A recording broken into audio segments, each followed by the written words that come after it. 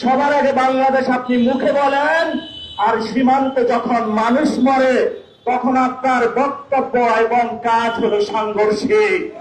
এই জন্য বক্তব্য এবং কাজ যখন সাংঘর্ষিক হয় তাদেরকে বলা হয় মুনাফিক।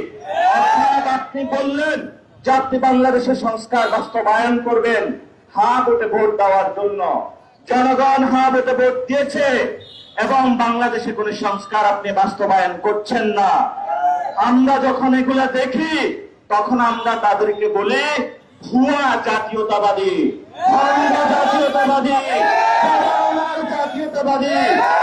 যদি জাতীয়তাবাদী হতে হয় তাহলে প্রথমে আপনাদেরকে বাংলাদেশের মানুষের পক্ষে দাঁড়িয়ে সীমান্তের মানুষদেরকে আপনাদেরকে রক্ষা করতে হবে। গতকালকে লালমনিরহাট হাতীবান্ধাতে খাদিমুল ইসলাম নামে এক ভাইকে ঝাঁঝরা বুলেটের আঘাতে তাকে শহীদ করা হয়েছে। সেখানে বিএসএফ বক্তব্য দিয়েছে, তাদের তাল মিলিয়ে বাংলাদেশের যে বাহিনী রয়েছে সীমান্তবর্তী তারাও বলেছে সে নাকি গরু চোরাচালান করতে গিয়েছে।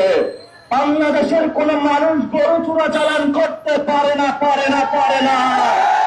গরু চোরাচালান করে ইন্ডিয়ান বাহিনী, গরু চোরাচালান করে সেই গেরুয়া বাহিনী। খাদিমুল ইসলাম ভাই গতকালকে উনি সীমান্তবর্তী ওনার সংসারের একটু উনি ধান উৎপাদন করে, ওনার ঘরে চাল আছে।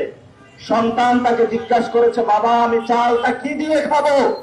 উনি একজন বাবা হয়ে পকেটে টাকা নেয়, মাছ ধরার জন্য সীমান্তে গিয়েছিল। তাকে হলো বুলেটের আঘাতে হত্যা করা হয়েছে।